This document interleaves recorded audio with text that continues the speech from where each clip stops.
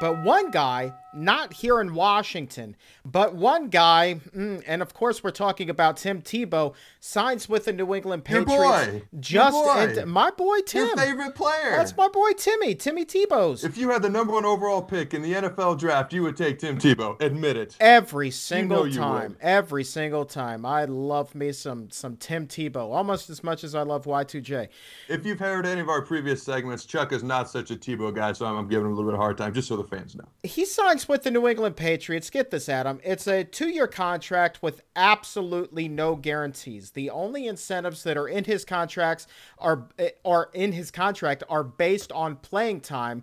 And to me, man, those have to be some pretty low-level incentives because I don't see him getting a whole lot of snaps with Tom Brady being your #1 in New England. And beyond that, I'm still not sold that he's going to be on the regular season roster.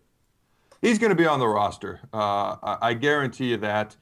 He signed because he's a good quarterback, but you're not going to take Tom Brady out of the #1 spot. That's plain and simple. I think this is a perfect scenario for Tim Tebow. He can come in, he can be who he is, he's a starting quarterback, but this is his foot back in the door. That's why he signed that contract. He wants to get another shot. He wants to prove people just like you wrong, people who want to talk about his shortcomings, oddly enough. And I think that's exactly what he's going to do. I guarantee he's great in short yardage situations, goal line situations, and unlike what happened last year, they'll actually give him the opportunity to do that, unlike what happened with the Jets.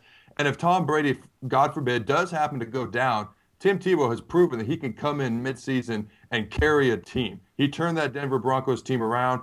I don't think the Patriots are probably going to need to be turned around, but if it did happen, he could definitely carry that team into the playoffs.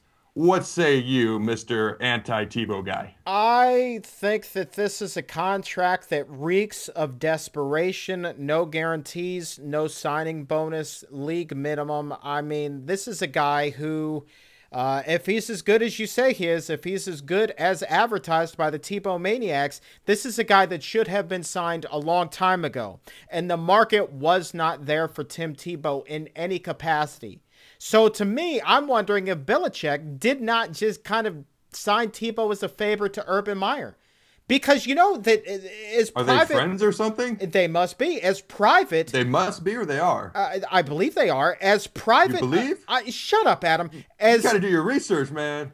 Listen to me. I'm making a point, and I will make it, and you will shut up and you will listen. As private of an organization as the Patriots are, as much as Belichick hates the media, why in God's name would you bring in a guy that does nothing but attract the circus in town? Why would you bring in Tim Tebow, if not a favor? This is the guy that he likes to take on players that are in the media quite a bit. Some of the other players have been for negative reasons, such as Albert Haynesworth, Randy Moss. People thought his career was over. He comes there and has some of the best years of his career.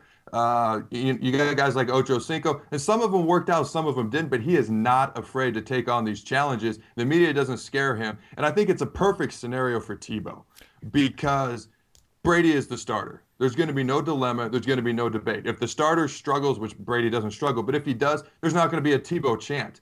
And if Tebow were to be the starter and he started to struggle, there wouldn't be a get Tebow out of the game chant. Brady is the starter. Tebow's going to come in certain situations, and he's the perfect backup. He's got the perfect situation and scenario. As far as the contract, there's a lot of players in the NFL who they want to get their foot in the door, and they want to show what they can do. I'm pretty sure when you got hired at your station, you didn't go there and demand more money. You just wanted a job. Tebow needs a job right now. And then when he shows what he can do, he can demand more money. When you finally show what you can do, which is a lot, by the way, then you can demand more money. Well, thank you very much. But how is he going to get an opportunity to show what he can do if he's behind Tom Brady? Now, ponder that. We may come back and revisit it later in the show. But for now, we got to move on. Don't go anywhere. This is Fourth and Pain.